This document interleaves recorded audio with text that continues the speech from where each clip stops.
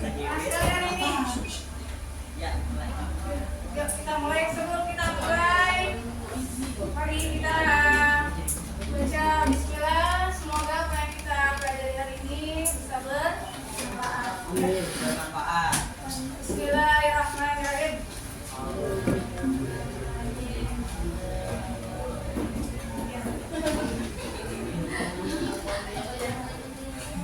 Ya, saya absen dulu kelas 8.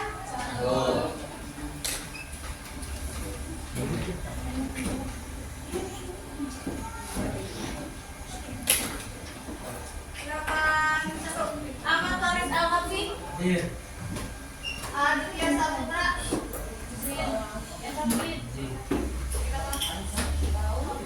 The Bluetooth device is ready to... Ahmad Faisal. Ahmad Faisal. Jauh.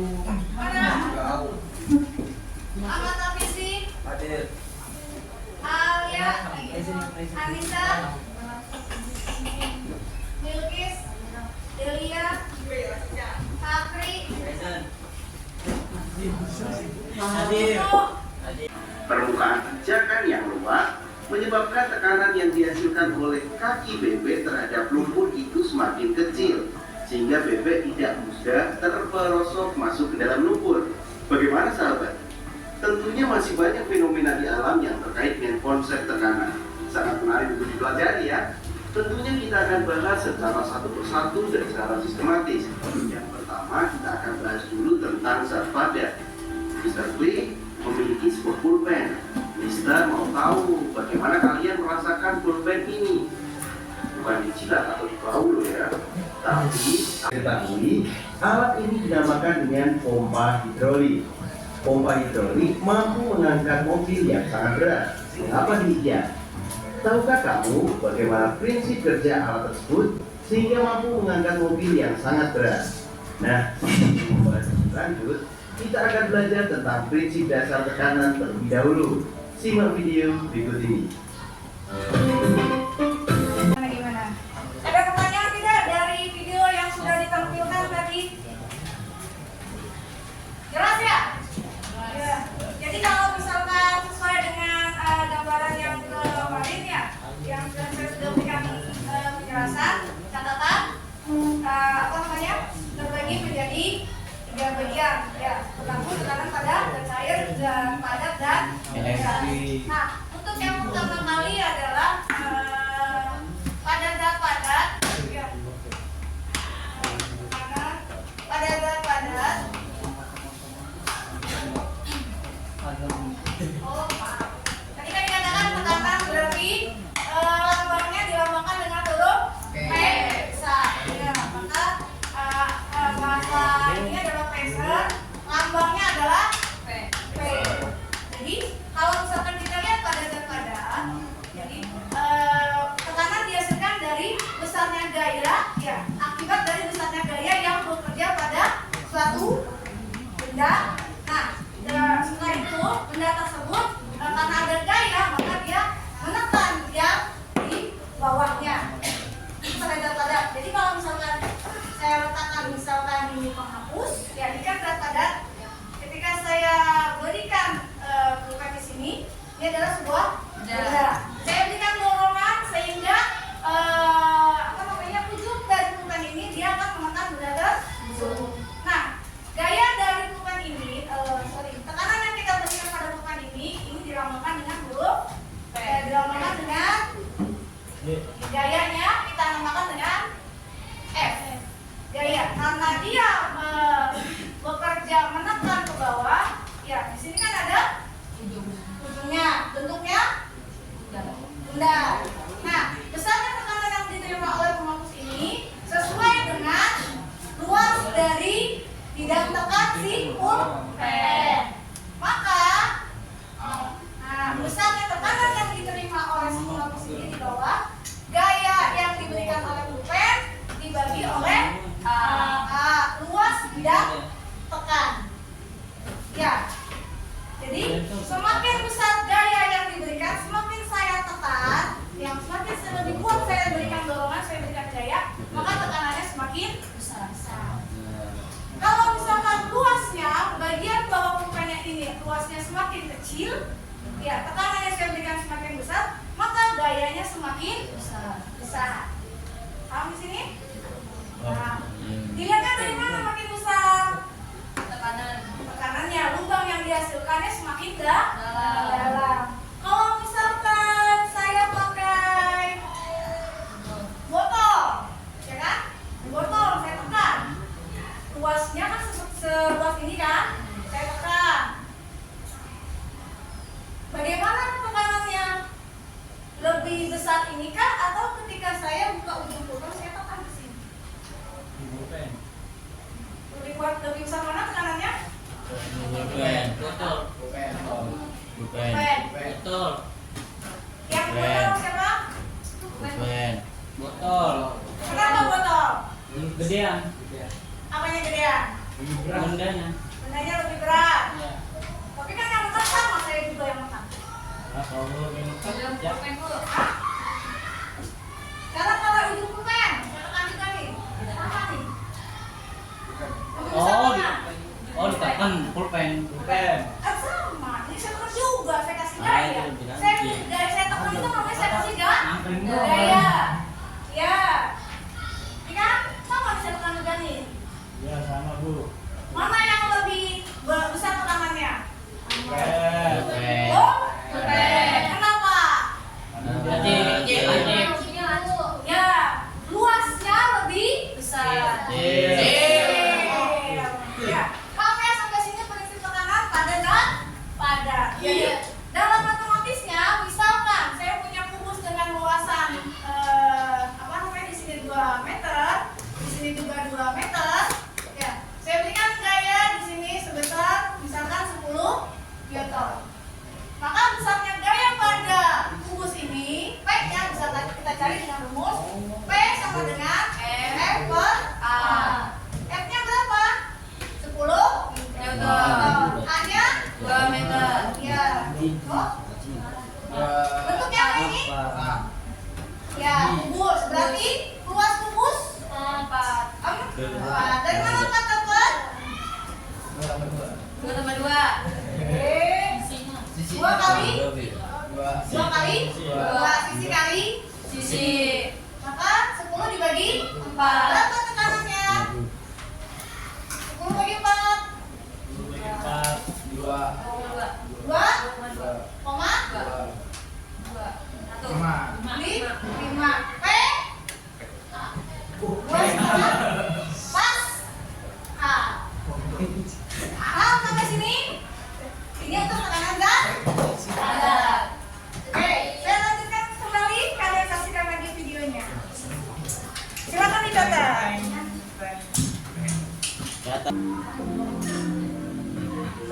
Di video sebelumnya kita sudah sempat membahas tempat cucian mobil, yang di sana terdapat sebuah alat yang digunakan untuk mengangkat sebuah mobil. Alat itu bekerja menggunakan hidrolik, tapi kita belum membahas lebih jauh. Dalam teori fisika, hidrolik merupakan penerapan dari hukum Pascal. Apa itu hukum Pascal? Yuk simak video berikut ini. Tutorial. Hukum Pascal adalah salah satu hukum fisika yang berlaku di dalam fluida statis. Nah, sebentar. Kalian perlu tahu apa itu fluida. Fluida adalah zat yang dapat mengalir. Contohnya adalah zat cair atau zat gas. Nah, hukum Pascal dirumuskan oleh ilmuwan asal Prancis, yaitu Blaise Pascal. Hukum Pascal menyatakan bahwa tekanan yang diberikan pada suatu fluida di ruang tertutup akan diteruskan sama besar ke segala arah. Untuk lebih jelasnya, yuk simak skema percobaan hukum Pascal berikut ini.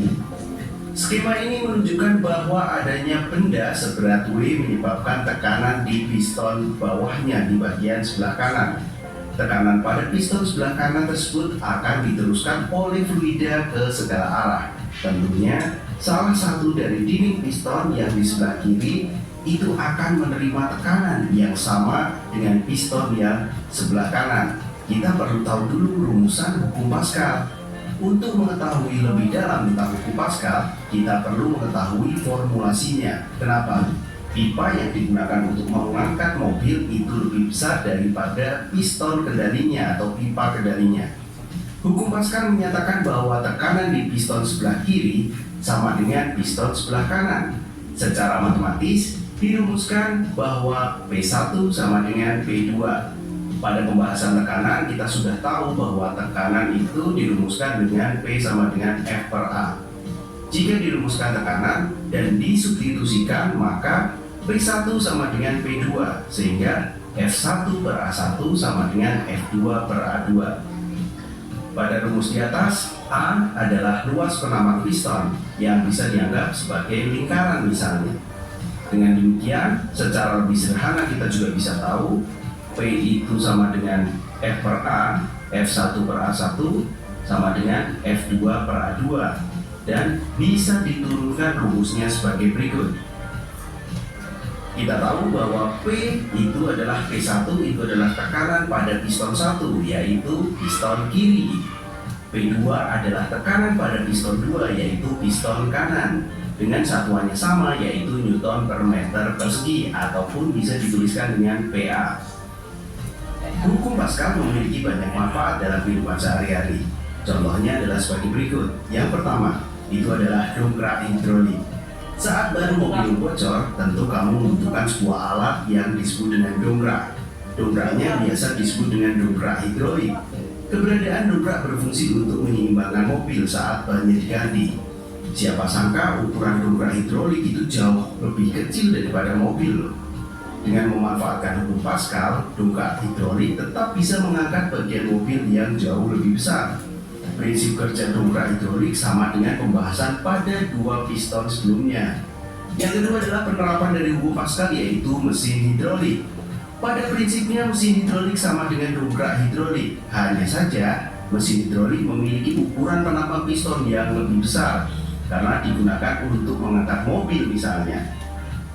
Contoh dari mesin hidrolik kita dapat temukan tadi, yaitu di tempat cucian mobil ataupun bengkel-bengkel mobil yang skalanya besar.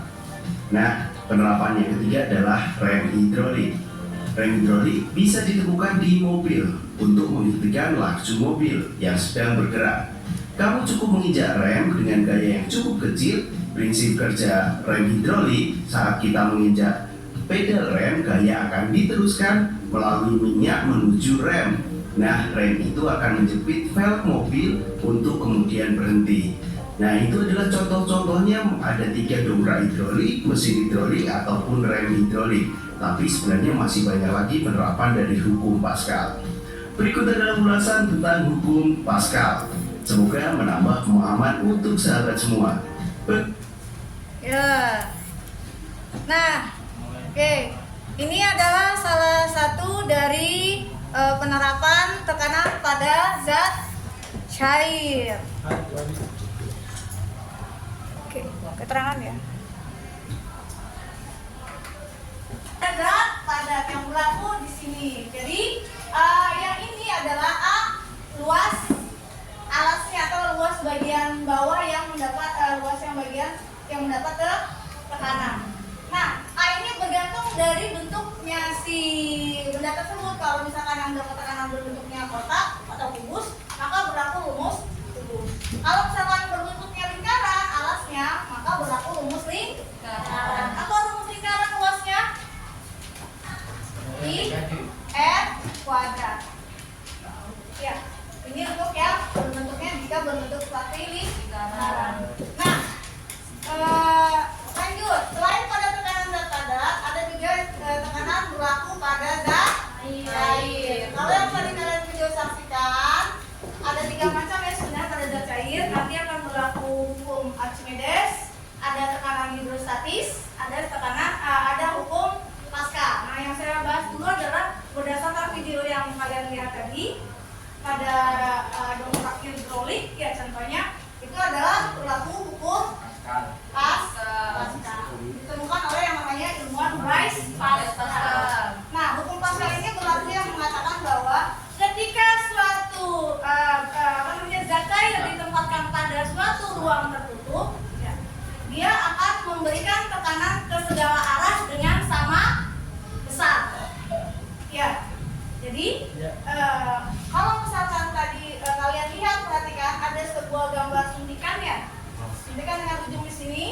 Nah, disuntikan itu dimasukkan ke dalam botol.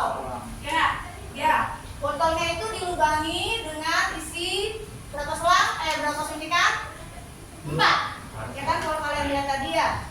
Nah, jadi ketika kita berikan tekanan pada selang yang bagian atas, maka otomatis yang di bagian sini tempat dari suntikan tersebut dia akan bergerak ke luar dengan bersamaan. Artinya ketika kita beri tekanan di sini P1 disuntikan ini, maka tekanan yang diberikan oleh P1 ini akan sama dengan tekanan yang diberikan di sini. Ya. Maka dirumuskan bahwa P1 sama dengan P2. Atau kalau kalian lihat tadi ada gambar mobil dengan piston, ya. Kasih di sini. Ya. Di sini ada penampang buat mobilnya. Di sini diberikan cairan. Di sini juga ada cairan tadi yang berupa air ya. Nah, di sini cairan ya.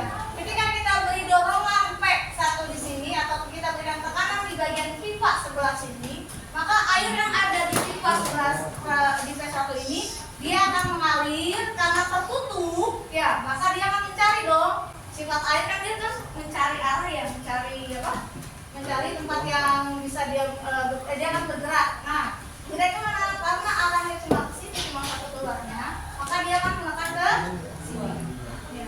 Jadi besarnya tekanan yang diberikan oleh pipa 1 akan sama dengan besar tekanan yang dikeluarkan di P2.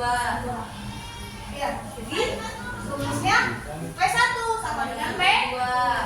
Kita kembali lagi, rumus dasar dari tekanan adalah kita diberikan F per A. F per A. Di sini sama F per A. Karena dia P1, maka di sini F1. A-nya A1 untuk membedakan. Di sini P2, maka di sini gayanya F2. Mantap. Nah, pada tekanan zat air biasanya berbentuk bulat seperti ini, berbentuk lingkaran. Nah, dorongannya ini yang seperti ini namanya adalah piston. Yang untuk mendorong itu, ya, kita namanya piston. Maka F1 karena A-nya adalah lingkaran, maka berlaku rumus lingkaran yaitu Pi F U kuadrat. F2-nya berlaku F2 sama dengan Pi R kuadrat. Di sini F1, di sini F2. Pi sama Pi bisa saling coret. Sehingga didapatkan F1 per F1 kuadrat sama dengan F2 per F. Saya bagikan tes, silakan dikerjakan. Yang udah pulang. Udah.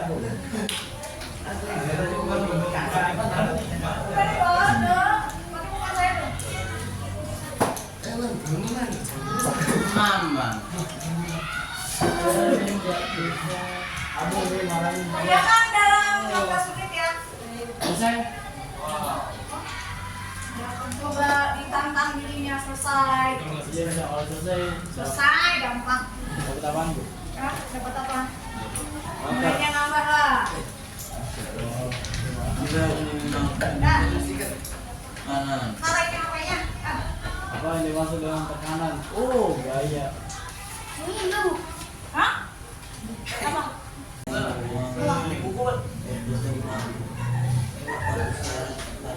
Tentang belakang aja. Hah? Dan di depan yang belakangnya. Di belakang kalau tidak pilih.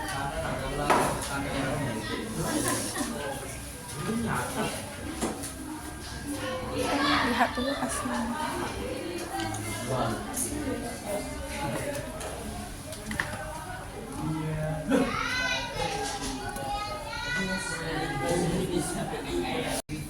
Ya, sampai di sini pembelajaran kita hari ini.